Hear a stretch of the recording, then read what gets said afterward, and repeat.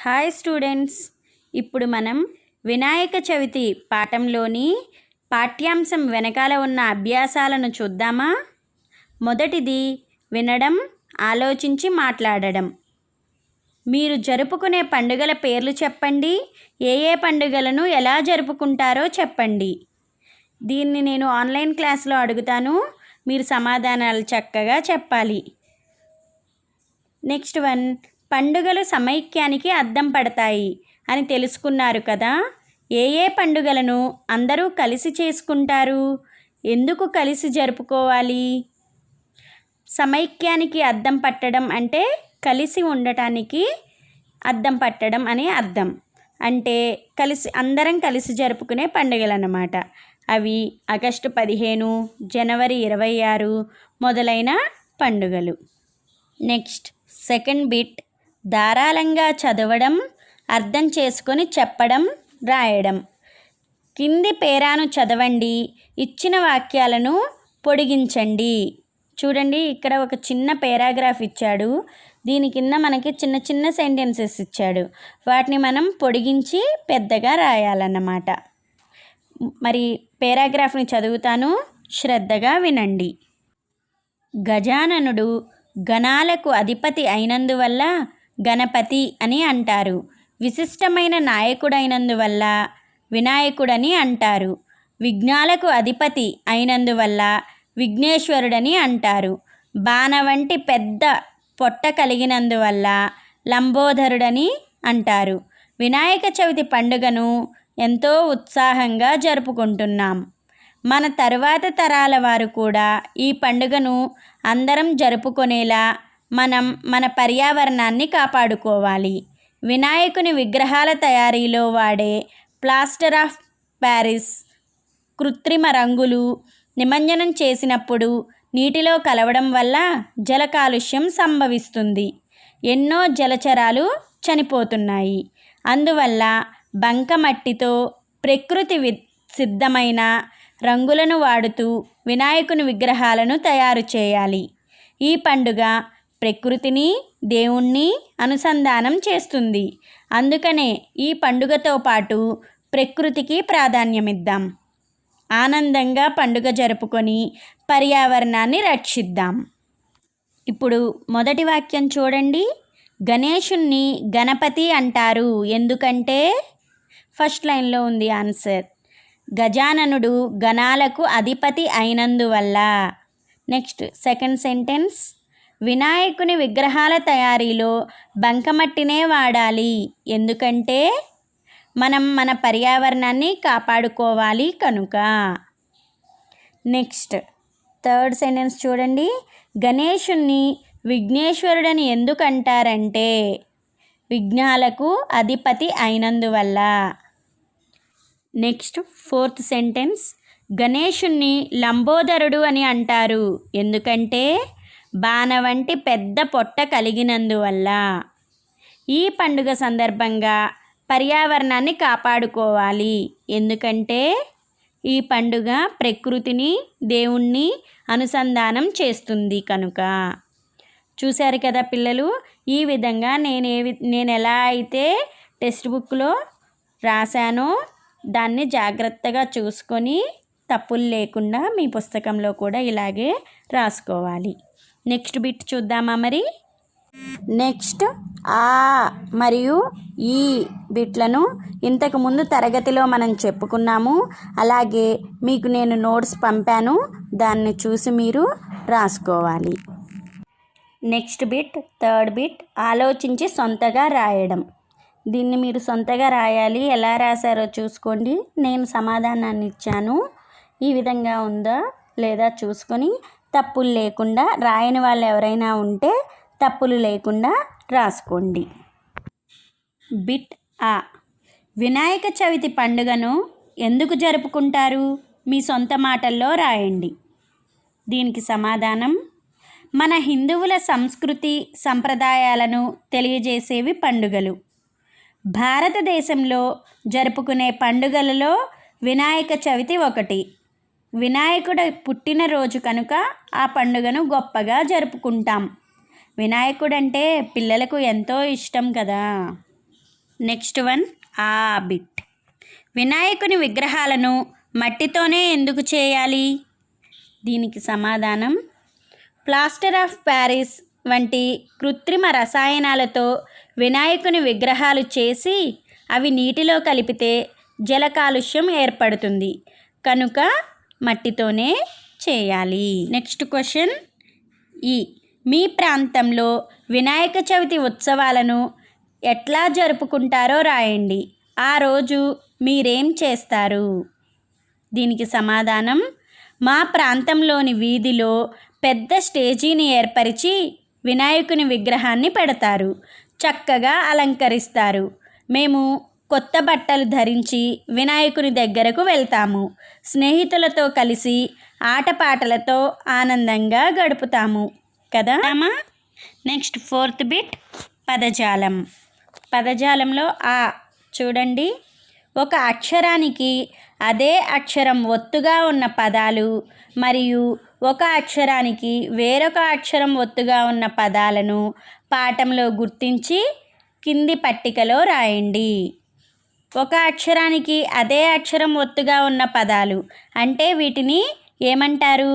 ద్విత్వాక్షరాలు అంటారన్నమాట. అలాంటి పదాలు పాఠంలో ఏమున్నాయో చూద్దామా మరి.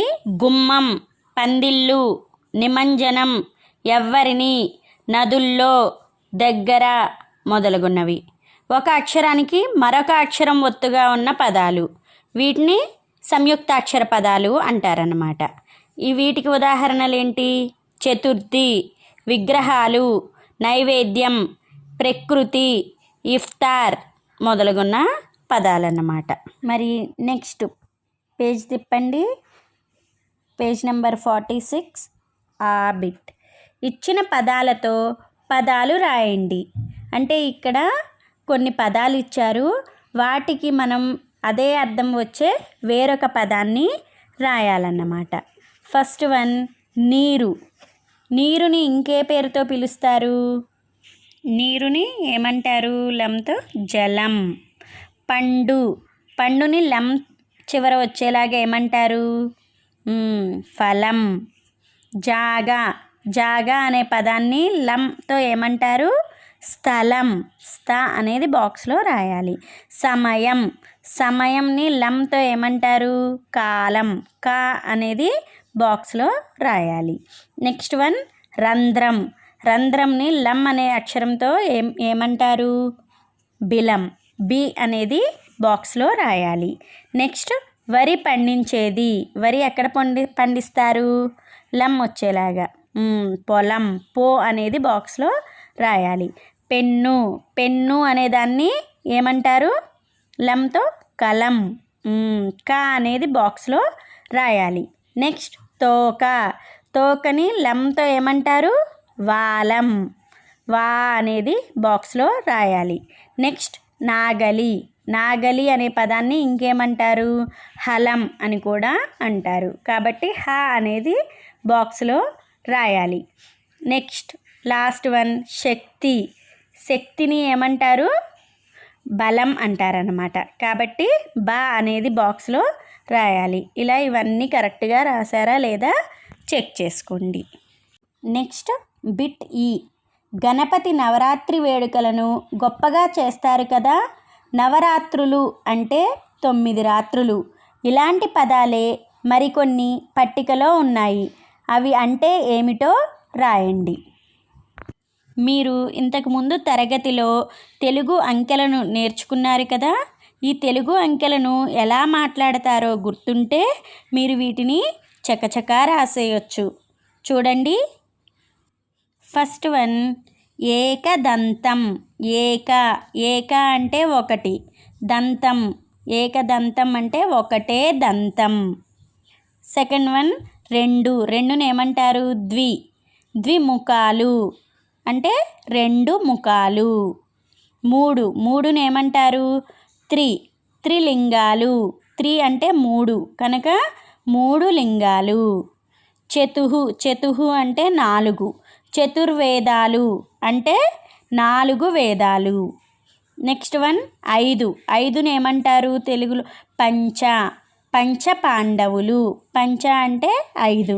5 పాండవులు. Next one 6.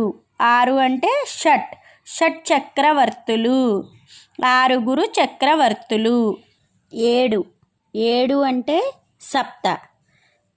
సప్త ఋషులు అంటే 7 ఋషులు. నెక్స్ట్ 8 ఏమంటారు? అష్ట దిక్కులు అంటే 8 దిక్కులు. నెక్స్ట్ వన్ 9 ఏమంటారు? నవగ్రహాలు అంటే 9 గ్రహాలు. నెక్స్ట్ వన్ 10 ఏమంటారు?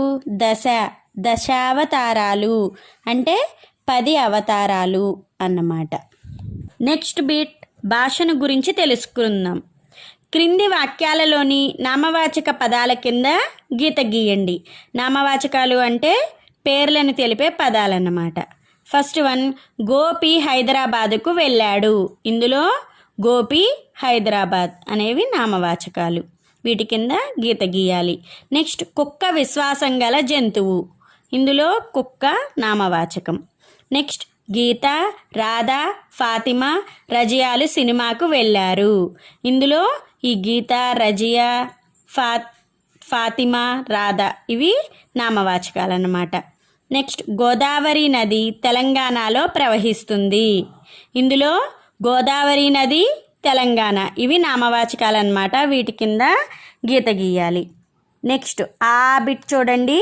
క్రింది వాక్యాలు చదవండి, గీత గీసిన పదాలు చూడండి. ఉదాహరణ లక్ష్మి తెలివైన బాలిక. ఆమె రోజు కథల పుస్తకాలు చదువుతుంది. పై వాక్యంలో లక్ష్మి అనేది నామవాచకం. ఆమె అనేది లక్ష్మికి బదులుగా వాడారు కనుక అది సర్వనామం. క్రింది వాక్యాలు పరిశీలించి సర్వనామాలను గుర్తించండి, గీత గీయండి. రహీం బడికి వెళ్ళాడు. అతడు పరీక్ష రాశాడు. ఇక్కడ రహీం బదులుగా వాడిన పదం ఏంటి? అతడు. కాబట్టి ఇది సర్వనామం. అనిత పొలానికి వెళ్ళింది. ఆమె వరి పైరు కోసింది. ఇక్కడ అనితకి బదులుగా ఆమె అనే పదం వాడారు కాబట్టి ఇది సర్వనామం. పిల్లి పాలు తాగింది. అది బయటికి వెళ్ళింది. ఇక్కడ పిల్లికి బదులు అది అనే పదం వాడారు కాబట్టి అది సర్వనామం. రవి, ఖాన్, జాన్లు కలిసి ఊరికి వెళ్ళారు. వాళ్ళు అక్కడ బట్టలు కొన్నారు. ఇక్కడ రవి, ఖాన్, జాన్ వీళ్ళకి బదులుగా వాళ్ళు, అక్కడ అనే పదాలు వాడారు కాబట్టి ఇవి సర్వనామ పదాలు. వీటి కింద గీత గీయాలి. ఇలా చక్కగా తెలుగు వాచకంలోని అభ్యాసాలన్నీ తప్పులు లేకుండా జాగ్రత్తగా రాసుకోవాలి. నెక్స్ట్ క్లాస్లో నేను చెక్ చేస్తాను. మరి చక్కగా రాసి అందరి మెప్పును పొందాలి. సరేనా చిల్డ్రన్? బాయ్.